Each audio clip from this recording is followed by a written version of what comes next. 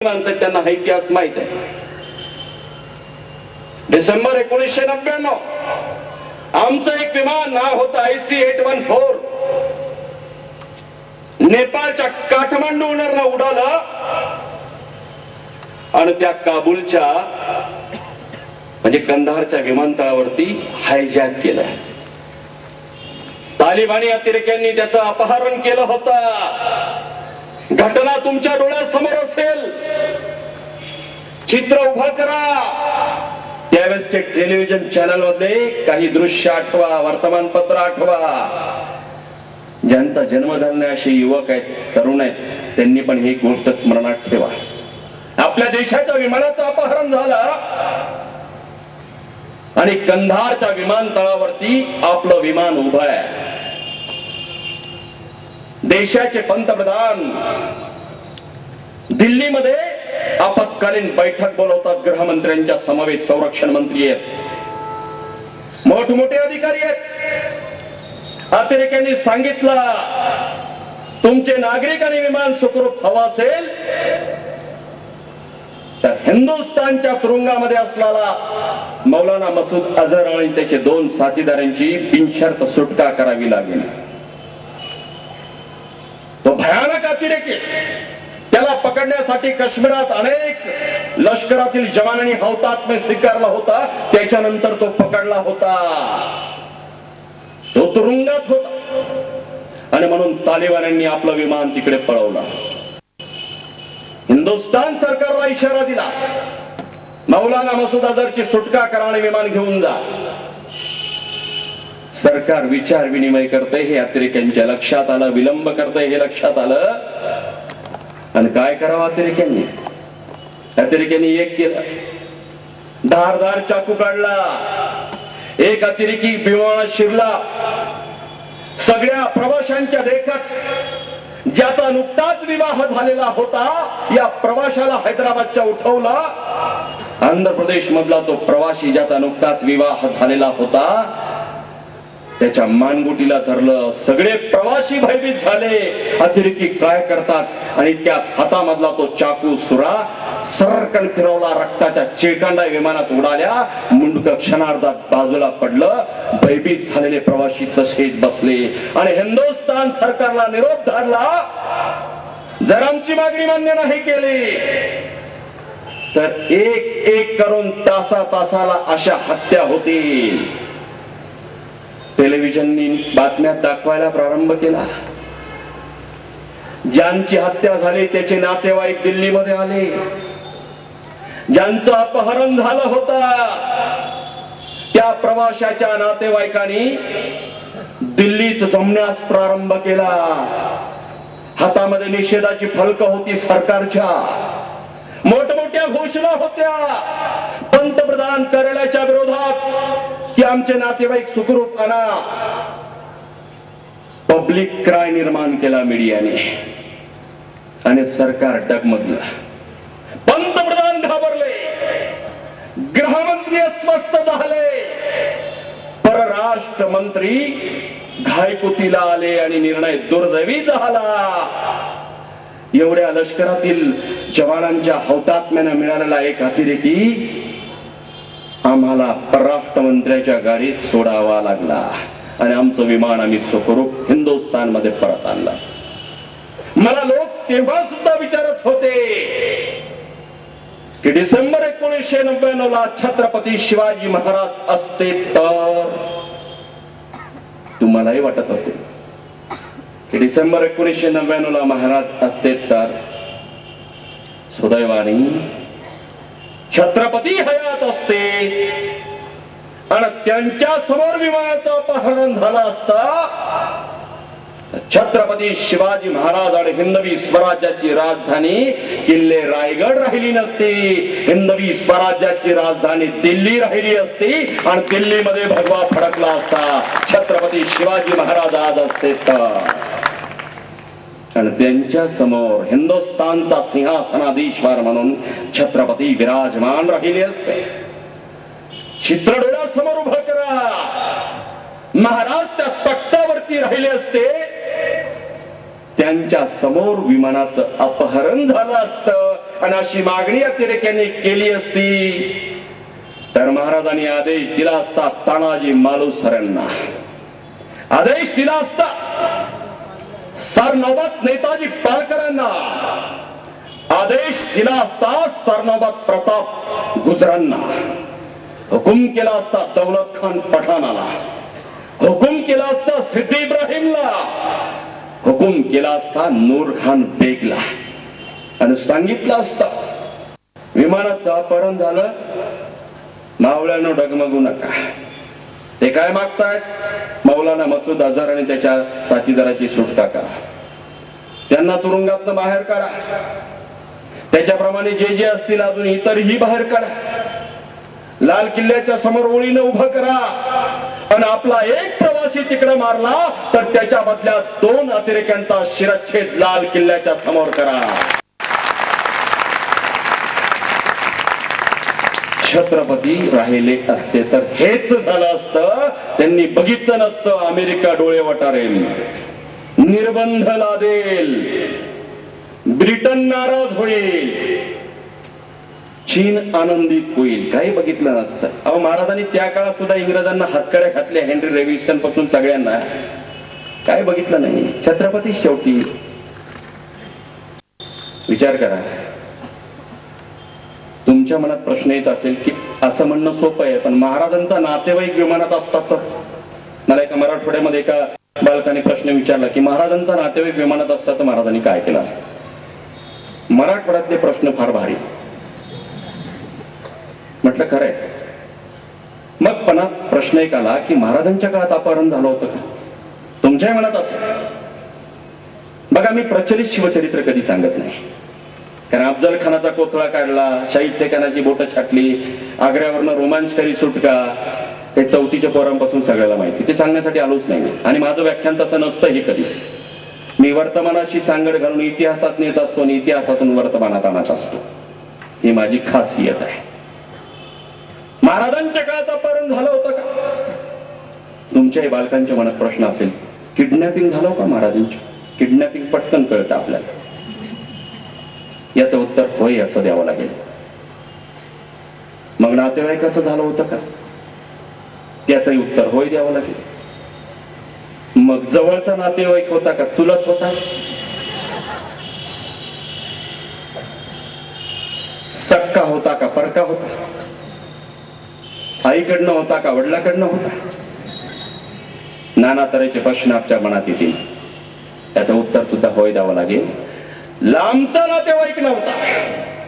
दस्तूर खुद्द पिताश्री शहाजी राजे भोसल्यांचं अपहरण, वडिलांचं अपहरण. मी जागतिक पातळीवरची एक घटना, 1999च्या विमानाची अपहरणातली एक घटना आणि छत्रपतींच्या काळातील शहाजीराजांच्या अपहरणाची घटना, तिनेही तुमच्या डोळ्यासमोर ठेवणार आहे. आणि तुम्ही ठरवा मग कुठलं मॅनेजमेंट सर्वश्रेष्ठ, कुठलं मॅनेजमेंट आहे. त्याला युद्धनीती, नीतीमधला युद्धनीती मी आज सांगतोय. महाराजांची युद्धनीती, शहाजी राजे भोसले आदिलशाही सरदार, मनसबदार, बंगलोरामध्ये तंजावर पावेतो शहाजी राजांच्या अखत्यारीत प्रदेश, आदिलशाही सरदार. अफजल खान तो सुद्धा आदिलशाही सरदार. आणि बेंगलोर, आजचं बेंगलोर, त्या काळात बंगळूर आणि तंजावर पर्यंत तामिळनाडू स्वतंत्र नव्हता, कर्नाटक प्रांत म्हटले जायचे. संपूर्ण कर्नाटक प्रांतावरती बंगलोर शहरासह शहाजी राजांचं राज्य. परंतु काड्या केल्या, कान भरले आदिलशहाचे. कोणी भरले? अरे माणसं आमची का कमी होती का? बाजीराजे घोरपडे, मुधोळचे राजे भोसल्यांचं रक्ताचं नातं. आणि अफजल खान तर शत्रूच होता. या दोघांनी आदिलशहाचे कान भरले आणि सांगितलं आदिलशहाच्या कानात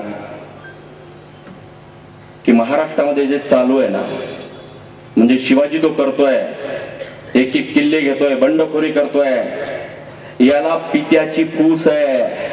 शहाजी राजांच्या सांगण्यावरूनच हे चाललंय. हा पहिला आरोप, पहिली म्हणजे खऱ्या अर्थानं कानामध्ये कुजबूज केली की हे असं चालू आहे.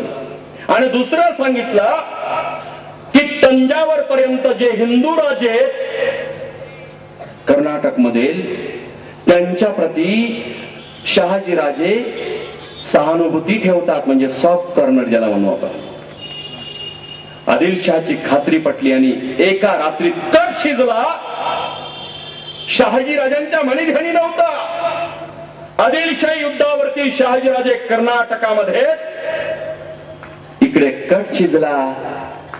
शहाजी राजे झोपेमध्ये असताना अफजल खान आणि बाजी राजे घोरपड्यांनी त्यांचं अपहरण कर्नाटकामधून केलं.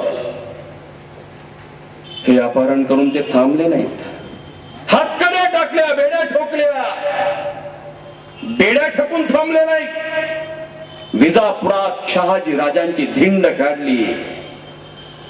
धिंड काढूनही आदिलशाह थांबला नाही, तर विजापुरातील तुरुंगात शहाजी राजांना डांबलं. हे अपहरण आहे.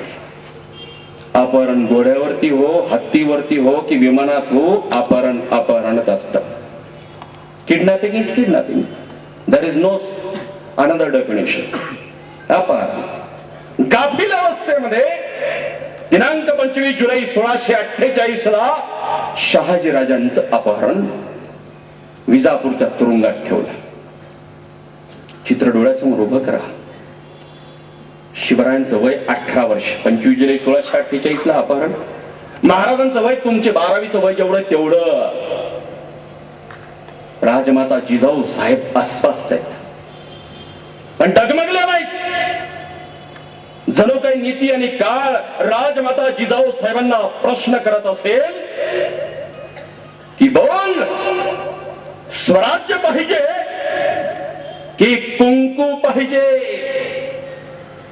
अहो साहेब अस्वस्थ आहेत, डगमगले नाहीत. शिवबाला खाजगीत पण सांगितलं नाही, अरे शिवबा हे उद्योग कशासाठी करतोस, तुझे वडील तिथं अटकेमध्ये कैदेमध्ये, देऊन टाक किल्ले आदिलशहाला, असंही म्हटलं नाही. ती राजमाता खंबीर राष्ट्रमाता. काय डावपेच अवलंबिले, नीट ध्यानात डोक्यात कोरून ठेवा. म्हणून शिवाजी महाराजांसारखा जागतिक डिप्लोमॅट होणे नाही. केवळ आदिलशहाने पित्याला कैदेत ठेवलं नाही, तर 2 सरदार पाठविले.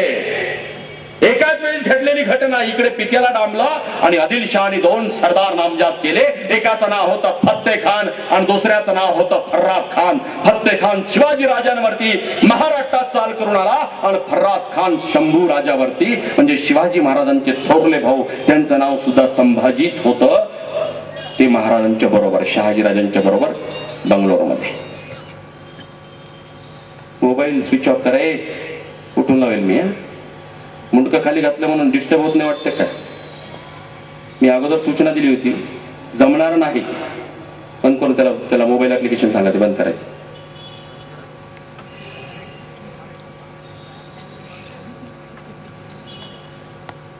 काय आमची लिंक तुटते, मध्येच रिंग वाजते, बोलणारा वाटते मांजरी सारखं डोळे झाकून दूध पिते, जगालाच कळत नाही. विचार करण्यासारखी गोष्ट आहे की 2 भावंडावरती एकाच वेळेस 2 सरदार पाठविले. हे स्वतंत्र व्याख्यानाचा विषय, हे सांगणार नाही मी आज, त्यातलं गमक सांगतोय. थोरला भाऊ 9 वर्षांनी मोठा आहे, 1621 चा आहे संभाजीराजे महाराजांचा थोरला भाऊ. शिवाजी महाराजांचा 1630 चा जन्म आहे, 9 वर्षाचा अंतर. दोघाही पुत्रावरती 2 बलाढ्य सरदार आले. इकडं पित्याला कैदेमध्ये टाकलेलं आहे. चित्र डोळ्यासमोर उभं करा. 2ही भावंडांनी 2 बलाढ्य शत्रूंचा पराभव केला. फत्ते खान आणि फर्राद खान पळून विजापुरात गेले. 18व्या वर्षी द्रव्य नव्हतं, मुबलक पैसा नव्हता, हत्ती घोडे तोफा खजिना नव्हता. प्रतिकूल परिस्थितीमध्ये उपलब्ध निसर्ग साधने छत्रपतींनी पराभूत केलं, शंभूबाळांनी पराभूत केलं. आता प्रश्न उरला तो पित्याच्या सुटकेचा. चित्र डोळ्यासमोर उभं करा. शहाजी राजांची कैद विजापूरच्या राजधानीच्या तुरुंगात, म्हणजे आज पाकिस्तानातील इस्लामाबादेत कैद केल्यासारखं आहे. आहे की नाही? शेवटी शत्रू राष्ट्र आदिलशाहीचा विजापूर म्हणजे पाकिस्तानातलं आजचं इस्लामाबाद. समजा शत्रूच्या मुलखामध्ये विश्वासघातकी शत्रू असताना विजापुरातील तुरुंगामध्ये शहाजी राजांची कैद आहे आणि 2 बलाढ्य शत्रूंचा पराभव केलाय 2 भावंडाने.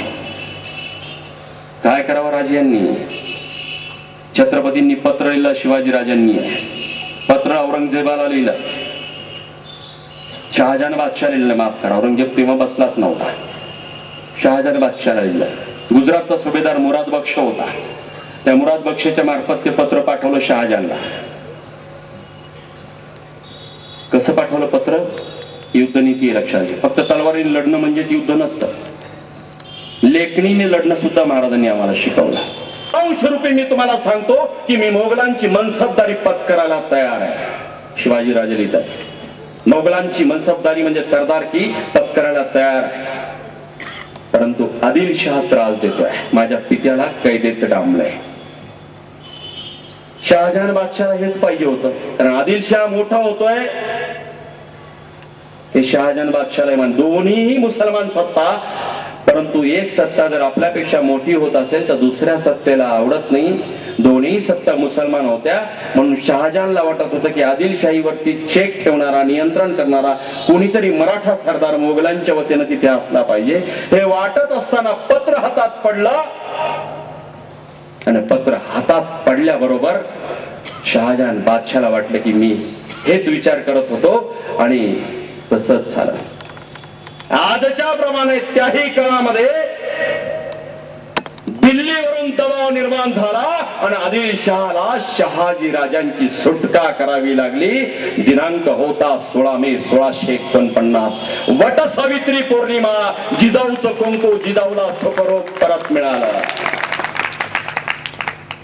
Shivaji was a good diplomat. इकडे युद्ध केलं, फत्तेखानाचा पराभव केला, इकडे लेखणी चालवली. याला म्हणतात यशस्वी मुत्सद्दी राजकारणी, डिप्लोमॅट. हे धोरण आज अवलंब करायला पाहिजे. म्हणून मी सांगतो ना, छत्रपती 3ही युद्ध खेळले. प्रसंगाला तेव्हा वाणी चालवली, तहामध्ये बोलणी केली, यशस्वी झाले. वाणी रूपी शस्त्र चालवला. प्रसंगाला तेव्हा तलवार चालविले, जैसा प्रसंगाला तेव्हा लेखणी चालवली. हिंदुस्थानच्या इतिहासात 3ही शस्त्रांचा वेळोवेळी अचूक वापर करणारा एकमेव योद्धा म्हटलं तर वावगट ठरणार नाही, राजा शिवछत्रपती. आणि म्हणून महाराजांना समजून घ्या. प्रत्येकाला वाटतं की महाराज सकाळी उठून संध्याकाळपर्यंत कापाकापीच करायचे काय, कारण आपण महाराजांना तलवारीच्या ते ह्याच्यामध्येच बघत असतो. खरं सांगू का, एक जीवन मी अजून ते आय एम अ स्टुडंट, मी अजूनही विद्यार्थी. मला नाही वाटत मी 7 जन्म जरी म्हणजे ते पुनर्जन्म वगैरे असेल तर महाराज कळत नाही, अजून शिल्लकच राहतात. जगाला हेवा वाटावा एवढे गुण छत्रपतींच्या पायाशी लोळतात. एक एक प्रत्येक पत्र उलगडलं ना, नवीन सिद्धांत सापडतो. आता तुम्ही म्हणाल यशस्वी सुटका केली, अपहरण. शहाजी राजांची सुटका, स्वराज्यात आनंदी आनंद झाला, परंतु महाराजांनी राष्ट्रद्रोह केला नाही, गद्दारी केली नाही, मातीशी गद्दारी नाही. आणि तुम्हाला घटना सांगतो 1989 विश्वनाथ प्रताप सिंगांचं सरकार दिल्लीमध्ये होतं. गृहमंत्री होते मुफ्ती मोहम्मद सईद. त्यांची मुलगी होती डॉक्टर रुबिया, हिचं काश्मीरातील अतिरेक्यांनी अपहरण केलं.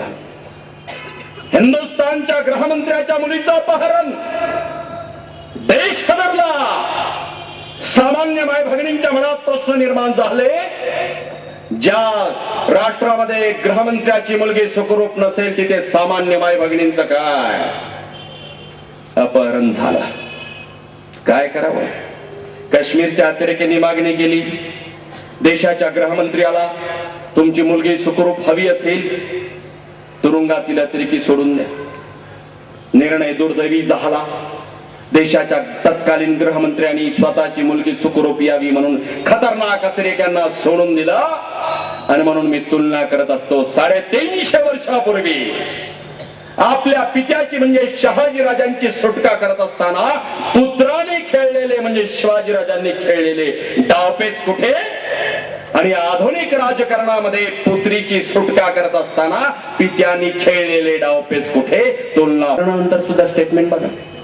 आपल्याकडे सगळे स्टेटमेंट असेच असतात छापी.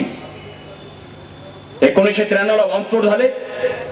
गृहमंत्र्याची प्रतिक्रिया, परराष्ट्र खात्याची प्रतिक्रिया, पंतप्रधानांची प्रतिक्रिया की अशा प्रकारची पहिलीच घटना होती म्हणून आम्ही बेसावध होतो. बर, कारगिल घडलं, अशा प्रकारची पहिलीच घटना होती. आम्ही मैत्रीचा हात पुढे केला, आम्हाला माहिती नव्हतं विश्वासघात करेल. अशा प्रकारची पहिली घटना होती. 2008 विमान अपहरणाची मुळीच पहिली घटना नव्हती. त्याचा एक पुरावा देतो. तुमच्या डोळ्यासमोर चित्र उभं करा. दिनांक 27 जून 1976. इस्रायल सारखं चिमुकलं राष्ट्र, आपल्या महाराष्ट्राच्या कुठल्या कोपऱ्यात बसेल एवढं छोटस राष्ट्र इस्रायल. या इस्रायल मध्ये बेन गुरियन नावाचं आंतरराष्ट्रीय विमानतळ आहे. 27 जून 1976 ला बेन गुरियन आंतरराष्ट्रीय त्या विमानतळावरती एअर फ्रान्सचं विमान उभं होता. ते पॅरिसला जाणार होतं, फ्रान्सची राजधानी. ते हवेत उडालं. एअर फ्रान्सचं विमान हवेत उडालं, परंतु फ्रान्सच्या दिशेने गेलं नाही. तिथे अतिरेकी लपले होते, पॅलेस्टिनी अतिरेकी. एकाच्या हातामध्ये शस्त्र होता. विमानातला अतिरेकी पायलटच्या जवळ गेला, कानशिलावरती बंदूक ठेवली आणि सांगितलं विमानाचं अपहरण झालं, हायजॅकिंग झालंय. मुकाट्यानं आम्ही सांगतो त्या दिशेने विमान वळव. पायलटचा नाईलाज होता. अतिरेकी सांगतील त्या पद्धतीने विमानाची दिशा वळवली आणि लांब आफ्रिकेसारख्या देशामध्ये युगांडाच्या एनटीबीबी विमानतळावरती ते विमान उतरवलं. एनटीबीबी आणि युगांडाचा लष्करशाह होता, हुकुमशाह, त्याचं नाव होतं इदी अमीन. इतिहास समोर ठेवा. अतिरेक्यांनी अपहरण केलं इस्रायलच्या त्या विमानतळावरनं एअर फ्रान्सच्या विमानात. त्या विमानामध्ये 54 प्रवासी इस्रायली होते आणि सांगितलं इस्रायलच्या पंतप्रधानांना तुमचे प्रवासी सुखरूप हवे असतील तर तुमच्या देशातील आमचे सगळे सहकारी सोडा. पॅलेस्टिनी अतिरेक्यांनी सांगितलं. एवढाच नाही तर इतर 3 देशांमध्ये असणारे 3 सहकारी सुमारे 57 लोकांची मागणी केली. चित्र डोळ्यासमोर उभं करा. विमानाचं अपहरण झालं. एनटीबीबी इतक्या लांब युगांडा सारख्या देशामध्ये आणि दुर्दैव बघा त्या देशाच्या हुकुमशहानी पाठिंबा कुणाला द्यावा तर अपहरणकर्त्यांना, अतिरेक्यांना पाठिंबा दिला.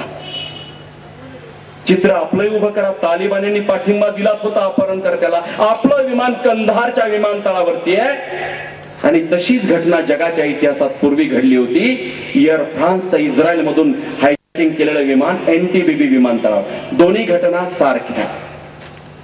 म्हणजे इदी अमीननी त्यांना पाठिंबा दिला, तालिबानच्या मुल्ला उमरनी अतिरेक्यांना पाठिंबा दिला. परंतु 2 देशांची नीती बघा. इकडे विमान अपहरण झालं, परंतु 2 देशांमधला फरक. इस्रायलच्या कुठल्याही नागरिकाने, कुठल्याही माय भगिनींनी हातामध्ये फलक फडकवत पंतप्रधानाच्या घरासमोर निदर्शन केल्याचा इतिहास नाही. पब्लिक क्राय निर्माण झाला नाही. देशातल्या मीडियाने याला उगीच वाचा फोडून मोठं केलं नाही. एकही नागरिक पंतप्रधानांच्या विरोधात तिथे जमला नाही. याला म्हणतात नागरिक नॅशनलिझम. जेव्हा देश संकटात असतो तेव्हा नागरिकांनी संयमाने वागायचं असतं. हे इस्रायलच्या नागरिकांना ठाऊक आहे, दुर्दैवानं आमच्या नागरिकांना ठाऊक नाही. हा फरक. पंतप्रधान सुद्धा गप्प बसले नाहीत इस्रायलचे.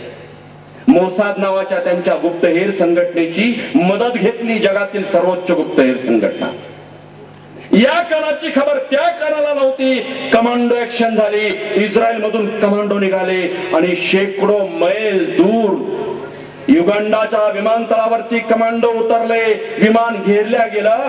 अतिरेक्यांचा खात्मा केला आणि आपलं विमान पुन्हा इस्रायलला सुखरूप परत नेलं. आणि आम्हाला तर तालिबान आणि कंधारचं विमानतळ फार जवळ होतं. आम्ही कमांडो ऍक्शन करायला पाहिजे होते. छत्रपती असते ना. कमांडो ऍक्शन आमचाच आहे पिंड. हे आता अमेरिका सांगताय ते ओसामा बिन लादेनला त्यांनी 2 मेला म्हणजे 1 मेच्या मध्यरात्री उचलला अबोटाबाद मधून. आणि काय पाठ थोपटली स्वतःची. बरोबर 4 हेलिकॉप्टर आले अमेरिकेचे. इस्लामाबाद पासून अबोटाबाद जवळ होतं. ओसामा बिन लादेन तिथे आश्रयित होता. तुम्हाला माहिती ही घटना, नवीन मुलांना पण माहिती, मुद्दाम सांगतात. पाठ थोपटून घेतली अमेरिकेने स्वतःची. कमांडो ऍक्शन अमेरिकेनेच करावी. ओसामा बिन लादेन आम्ही उचलला, घारी सारखा उचलला, समुद्राच्या तळाशी गाडून टाकला. अरे कमांडो ऍक्शन आम्ही केली आहे. कधी केली आहे? कित्येक वेळा केली आहे. 5 एप्रिल 1663 ची सगळ्यात मोठी कमांडो ऍक्शन छत्रपतींच्या नेतृत्वात 400 मावळ्यांनीशी केली. जेव्हा 5 लाखाच्या फौजेशी शाहिस्ते खान लाल महालात लपला होता, स्वराज्याची धूळधाण करत होता. सामान्य जनता हैराण झाली होती आणि त्याचा बंदोबस्त करायचा म्हणून 5 लाख फौजेच्या कराड्यात अवघ्या 400 मावळ्यांनीशी शिरणारा जगातील एकमेव योद्धा म्हणजे राजा शिवछत्रपती. सोपं नाही, सोपं नव्हतं. 5 लाखच्या विरोधात 400. कमी अधिक झाला असतं तर विचार, उलट चित्र करा ना. निर्भयता ज्याला डेअरिंग म्हणतात इंग्लिश मध्ये, आमच्या राजांमध्ये होते. कमांडो ऍक्शन एक दुसऱ्याला पाठवलं नाही, स्वतः जायचे. हे वैशिष्ट्य लक्षात घ्या. स्वतः जायचे. 5 लाख फौजेचा गराडा लाल महालात शिरायला मुंगीला हिवाव नव्हता. हत्यारबंद मराठ्यांना पुण्यात नाकेबंदी आणि अशा प्रतिकूलतेत छत्रपती स्वतः जातात. नशीब त्या शाहिस्ते खानाचं मुंडकं उडवायचं होतं, तिथं 3च बोट छाटल्या गेली. अन्यथा महाराज काय बोट छाटायला गेली नव्हती, त्यालाच छाटायला गेली होती. नशीब त्याचं. कमांडो ऍक्शन अमेरिकेने कमांडो ऍक्शन कशी केली? रडार यंत्रणा म्हणजे विमान जर का शिरलं तर रडारावरती दिसत असतं. लहान मुलांना सांगतो, रडार देशाच्या सीमेवरती असतं, महत्वाच्या ठिकाणी असतं. शत्रूचं विमान जर येत असेल, कितीही उंच असेल तर ते त्या रडार मध्ये दिसतं. तुम्हाला वाटत असेल की अमेरिकेची 4 हेलिकॉप्टर पाकिस्तानच्या अबोटाबाद पर्यंत कसे गेले? उत्तर सोपं आहे. रडार यंत्रणा पाकिस्तानची दिली कुणी? अमेरिकेने. रडार पाकिस्तान मध्ये असतील तर अमेरिकेने दिलेले, त्याचे पासवर्ड अमेरिकेपर्यंत आजही आहेत त्यांच्याकडे. हेलिकॉप्टर येताना पासवर्ड वापरून रडार ब्लॉक केले. रडार ब्लॉक केल्यानंतर हेलिकॉप्टर आलेले दिसले नाहीत आणि ओसामा बिन लादेन उचलला.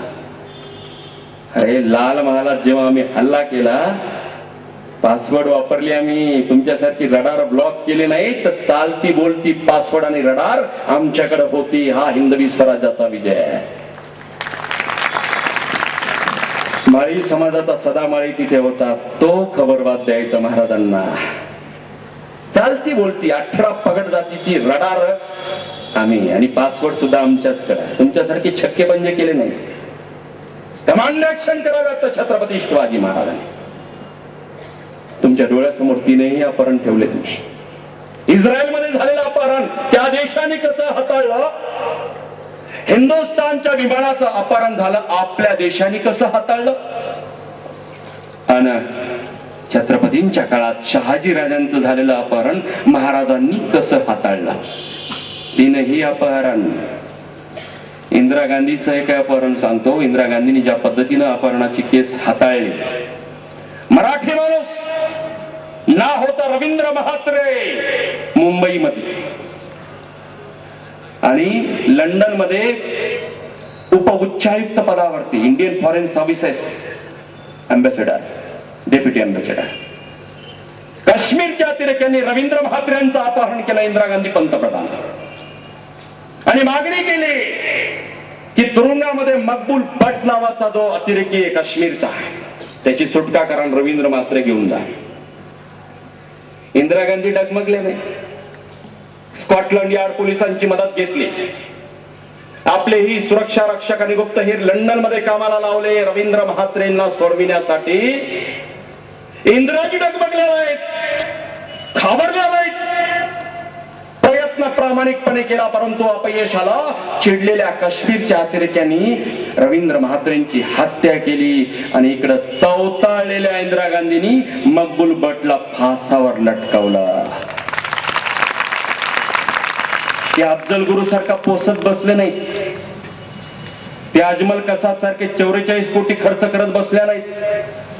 आणि म्हणून मी कधी कधी म्हणत असतो, हिंदुस्थानच्या इतिहासात दहशतवादाच्या विरोधात कणखर निर्णय क्षमता आणि युद्धनीतीचा वापर कोणी केला असेल तर एकच नाव डोळ्यासमोर येतं, पंतप्रधानाचं स्वर्गीय इंदिरा गांधी आणि गृहमंत्र्याचं नाव येतं सरदार वल्लभभाई पटेल. तिसरं नाव येत नाही. चौथं अपहरण सांगितलं. मुलांना तुलना तुम्हीच करायची, तुलना तुम्हीच करायची. मी प्रचलित सांगणार नाही. संसदाला किती लोकांना माहित नाही याचा, किती लोकांना जन्म झाला होता. दिनांक 13 डिसेंबर 2001. तुम्ही विसरला असाल, याद देतो. मी मात्र झोपलो नाही त्या दिवशी, जेवण केलं नाही. संसदेवर हल्ला किंवा व्यक्ती जेव्हा राष्ट्राशी हृदयाने जुळलेला असतो ना, तेव्हा तो हल्ला आपलाच वाटायला लागतो. माणसं हृदयाने जुळली पाहिजे. 13 डिसेंबर 2001 सार्वभौम संसदेवरचा हल्ला. दिनांक 13 डिसेंबर 2001 लोकशाहीच्या पवित्र मंदिरावरती हल्ला. दिनांक 13 डिसेंबर 2001 हिंदुस्थानच्या अस्मितेवरती हल्ला. आणि या हल्ल्याचं रक्षण करण्यासाठी, संसद वाचविण्यासाठी 8 पुरुषांनी म्हणजे पुरुष जवानांनी आणि एका स्त्री जवानांनी हौतात्म्य स्वीकारला. तुम्हाला चित्र डोळ्यासमोर उभं करा. आजही ते कॅमेरे वगैरे सगळे टेलिव्हिजनचे लाईव्ह होते. हल्ला झाला. छातीचा कोट करून जे आले ते 8 जवान, मग देशराज मावी असतील, जगदीश प्रसाद यादव असतील, घनश्याम पटेल असतील, किंवा ओम प्रकाश सिंह, मकबीर सिंग नेगी असतील, नानकचंद असतील, किंवा कमलेश कुमारी सारखी एक लेडीज कॉन्स्टेबल असेल. अहो, त्या कमलेश कुमारीचं तर बघा. ते अतिरेकी येतात, हातामध्ये AK-47 आहे. कमलेश कुमारीने बघितला आणि देशाच्या गृहमंत्र्याच्या कार्यालयामध्ये तो शिरतोय हे लक्षात आल्याबरोबर खाकी वर्दीतील ती कॉन्स्टेबल धावली. तिच्याही लक्षात आलं की आपला हौतात्म्य निश्चित आहे, परंतु मी शहीद झाले तरी चालेल, हे राष्ट्र वाचलं पाहिजे म्हणून ती पळत पळत येताना दिसली. अतिरेक्यांच्या लक्षात आलं कुणीतरी सुरक्षा रक्षक, खाकी वर्दीवाली रक्षक कुणीतरी पळत येते आणि आपल्या देशाच्या गृहमंत्र्याला वाचवत असताना, दरवाजा बंद करत असताना AK-47 धाड धाड धाड गोळीबार केला. रक्ताच्या चिडकांड्या उडल्या, परंतु देशाच्या गृहमंत्र्याच्या कार्यालयाचा दरवाजा लावल्यानंतरच आपला प्राण सोडला. त्या कमलेश कुमारीच्या हौतात्म्याला माझा मानाचा.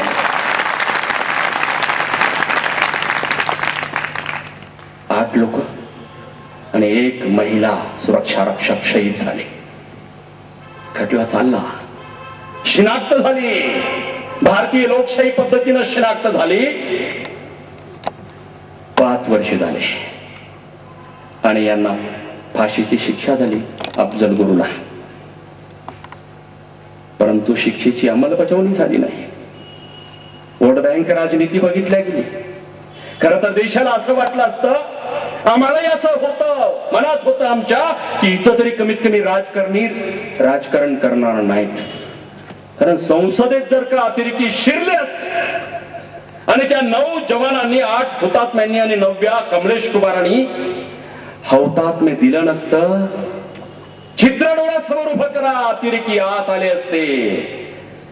आणि गोळीबार करताना त्यांनी असं विचारलं नसतं, माकपवाले कोण आहेत, भाकपवाले कोण आहेत, बाका खाली लपा, काँग्रेसवाले पडद्या माग जा, शिवसेना बीजेपी असतील किंवा तसे त्यांना गोळ्या नसत्या घातल्या, सरसकट गोळीबार केला असता आणि रक्तपात केला असता, कारण गोळीबाराला पक्षाची अट नाही. विचार करा, तिथं तरी वाटलं की राजकारणी एकत्र येतील आणि याच्याकडे दुर्लक्ष करतील म्हणजे न्याय प्रशासनाला आपले काम चोख करायला पार पाडतील. नाही, विचार केला काश्मीर मधलं सरकार मुफ्ती मोहम्मद सईच्या पाठिंब्यावरती, अफजल गुरु काश्मीरचा आहे, त्याला लटकावलं तर सरकार कोसळेल.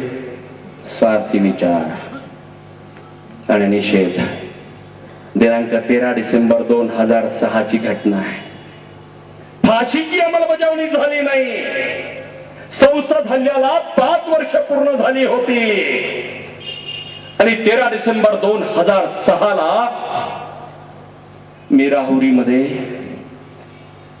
संध्याकाळच्या बातम्या बघत होतो. NDTV चालू केला, आज तक चालू केला, बातम्या बघितल्या. सगळ्या बातम्यांमध्ये मजकूर होता संसद हल्ल्याला 5 वर्ष पूर्ण. शहीदांचे कुटुंबीय किती अस्वस्थ असतील कल्पना करा.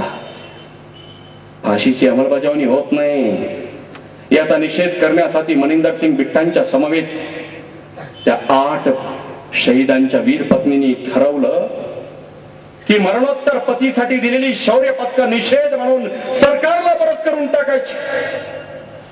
जगाच्या पाठीवर शहीदांच्या कुटुंबियांची अवहेलना एवढी कुठेच झाली नव्हती. जगाच्या पाठीवरती हुतात्म्यांच्या कुटुंबियांचा एवढा अपमान कुठेच झाला नाही. आणि हुतात्म्यांची कुटुंबीय निघाली. मनिंदर सिंग बिट्टा होते, राष्ट्रपती भवनामध्ये गेली, शौर्य पदक परत करून टाकली. मला तो प्रसंग आजही याद येतो. तसाच तो चहा ठेवला. ते दृश्य आजही माझ्या डोळ्यासमोर आहे. मनात कोरलेल्याने मृत्यू पावे तो विसरणार नाही. दृश्य असं भयानक होतं की 8 माय भगिनी राष्ट्रपती भवन उतरून येत होत्या. 3 प्रश्न माझ्या मनाला स्पर्श करून गेले की रंगी बेरंगी साड्या घालून नटण्या मिरविण्याचं यांचं वय, यांना पांढऱ्या साड्या कुणामुळं घालाव्या लागल्या. सौभाग्याचं लेणं कपाळावरती कुंकू नव्हतं. ही पांढरी कपाळ कुणामुळं झाली. पण तिसरा प्रश्न माझ्या मनाला स्पर्श करून गेला. त्या 8 माई भगिनींपैकी 2 माई भगिनींच्या हातामध्ये छोटी छोटी बालकं होती. चित्र डोळ्यासमोर उभं झालं. ही बालकं कधी काळी मोठी होतील, 10वी 12वीच्या गुणवत्ता यादीत येतील किंवा कुठली क्रीडा स्पर्धा गाजून हातामध्ये ट्रॉफी आणि प्रमाणपत्र घेऊन घरी पळत पळत येतील आणि आईला सांगतील, आई हे मी मिळवलं. परंतु शाबास म्हणून कौतुकाने थाप मारणारा पिता त्यांच्या आयुष्यात कधीच नसणार. आई भवानीच्या साक्षीने शपथ घेतली की त्या 8 माय भगिनींना मी एकटं सोडणार नाही, कारण हा छत्रपतींचा महाराष्ट्र आहे.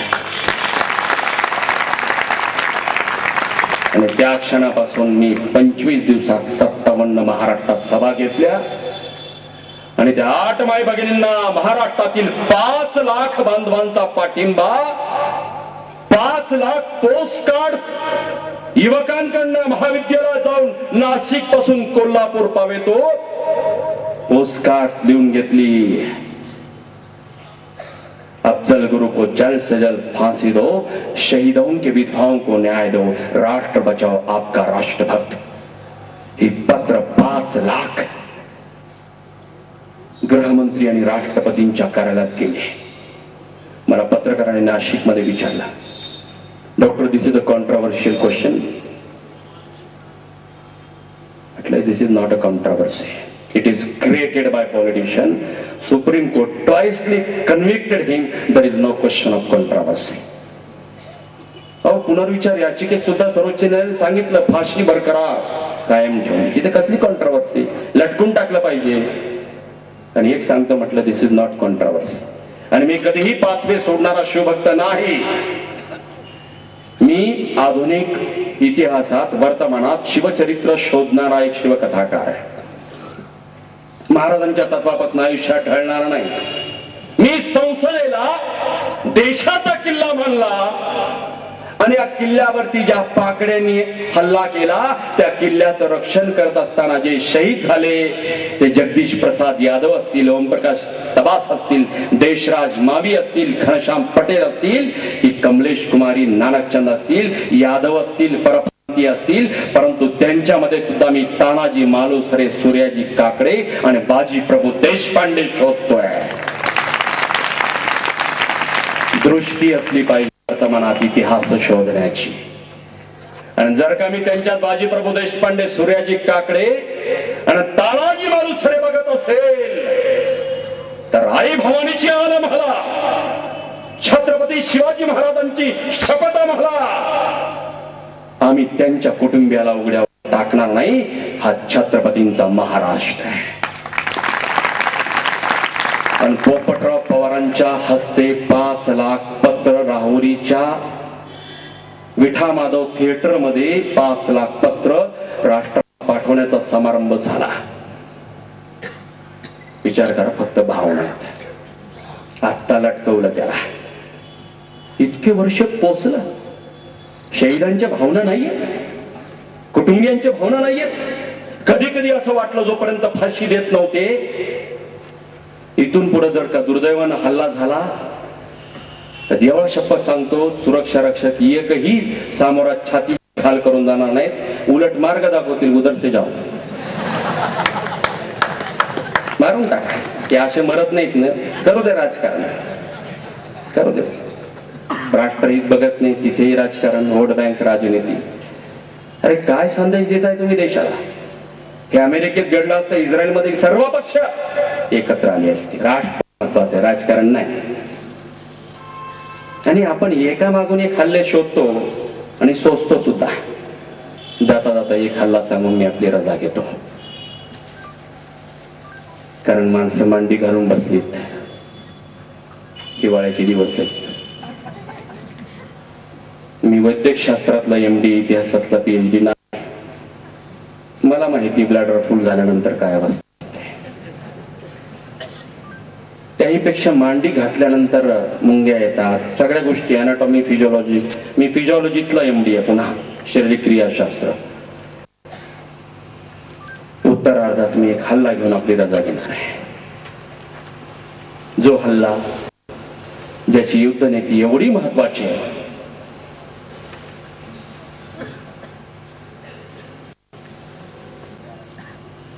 टेलिव्हिजन समोर तुम्ही होता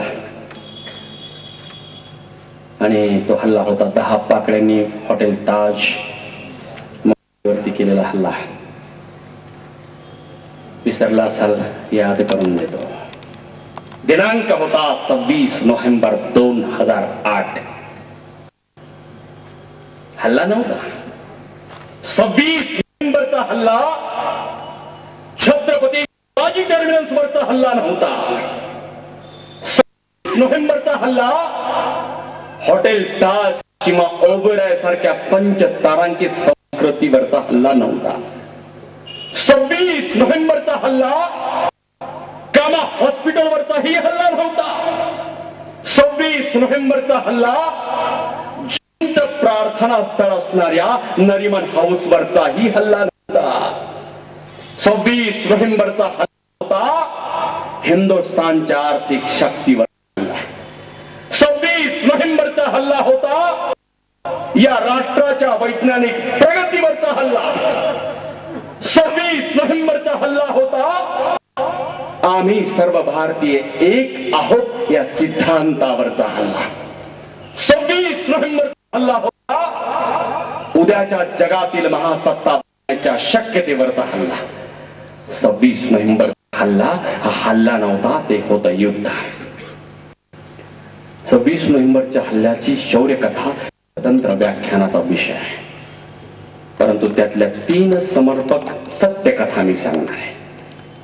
माझी ठाम खात्री आहे, विश्वास आहे की स्कॉटलंड यार्ड पोलीस लंडन मधलं क्रमांक 1चं पोलीस म्हणून गणल्या जातं जागतिक मानांकन, आणि महाराष्ट्रातलं मुंबई पोलीस जगातील क्रमांक 2 मानल्या जातं. परंतु माझी ठाम खात्री आहे, स्कॉटलंड यार्ड सारख्या सुविधा सॅटेलाइट कॅमेरापासून रात्री दिसणाऱ्या विजन इक्विपमेंट्स पर्यंत जर महाराष्ट्र पोलिसांना दिल्या, निसंशय हिंदुस्तान का जगातील सगळ्यात क्रमांक 1चा पोलीस होईल तो महाराष्ट्र आणि मुंबई पोलीस.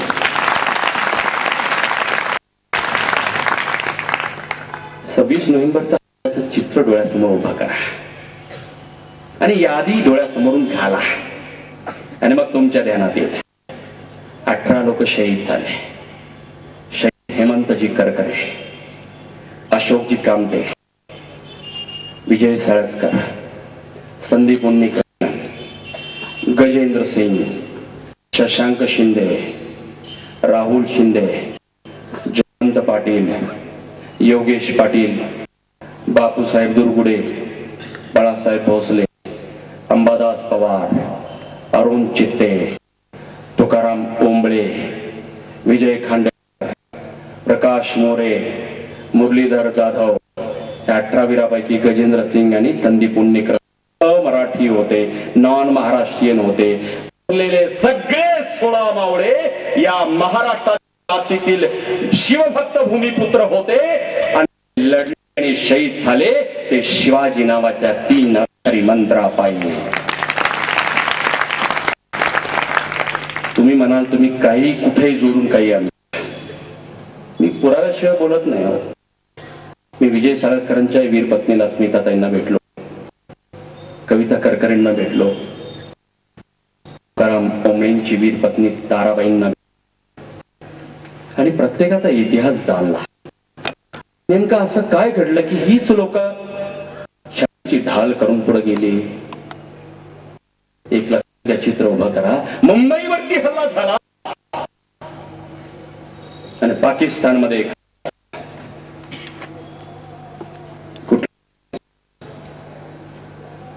लिबर्टी चौक झाला, लाहोरच्या श्रीलंकन क्रिकेटपटूची गाडी झाला. श्रीलंकन क्रिकेट चौकात थांबली आणि त्या लिबर्टी चौकात त्यांनी अंदाधुंद गोळीबार केला. श्रीलंकन क्रिकेट पटापटा खाली बसले आणि त्यांना पाकिस्तानी सुरक्षा रक्षक कमांडो पळून गेले. मुंबईमध्ये हल्ला झाल्यानंतर एकही महाराष्ट्र पोलीस आणि मुंबई पोलीस पळून गेला नाही. पळून जाणं आणि पाठ दाखविणं मराठ्यांच्या नाही.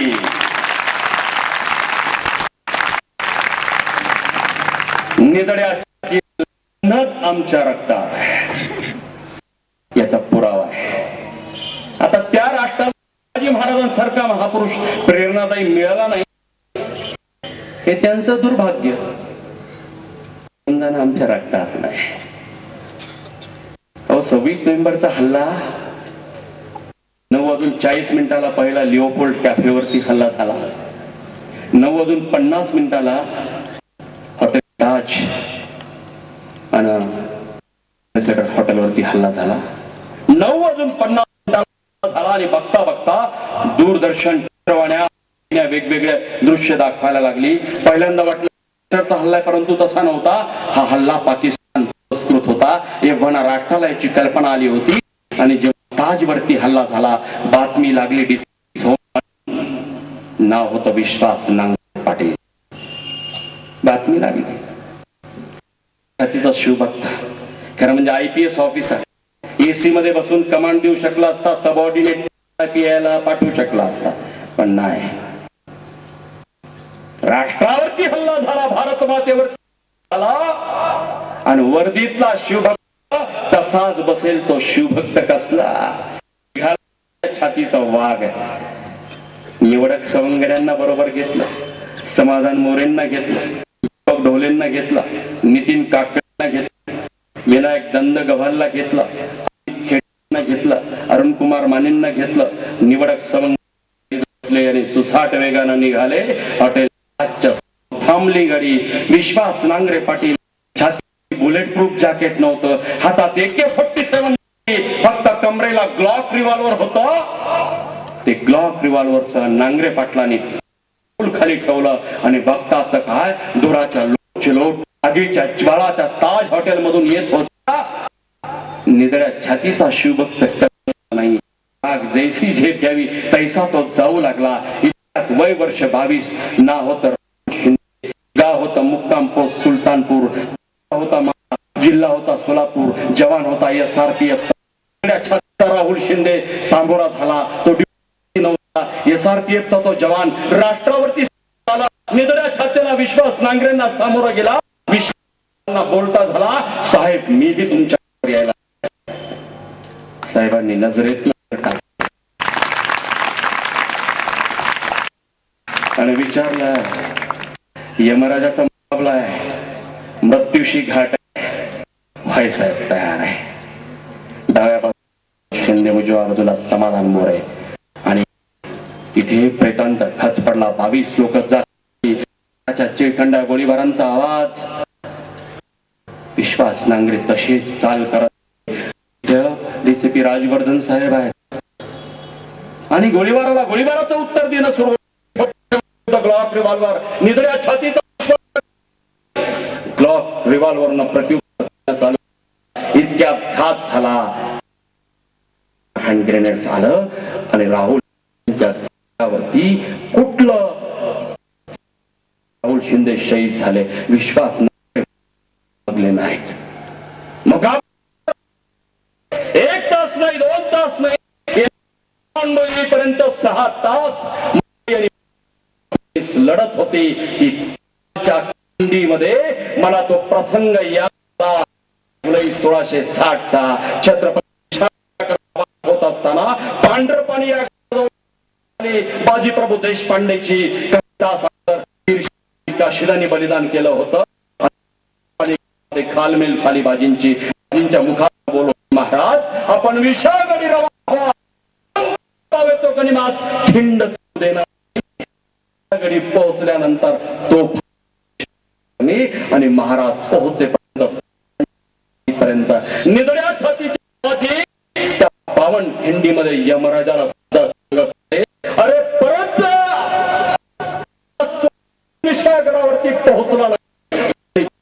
छातीच्या तोफा वाजल्या, देहेष्टीच्या बाजीनी तो ठेवला आणि आम्हाला ताजच्या त्या खिंडीमध्ये हिंदुस्थानचा विश्वास, सांगली जिल्ह्याचा विश्वास, तालुक्याचा विश्वास आणि तो नांगरे पाटील बाजींची खिंड रोखून होता. जणू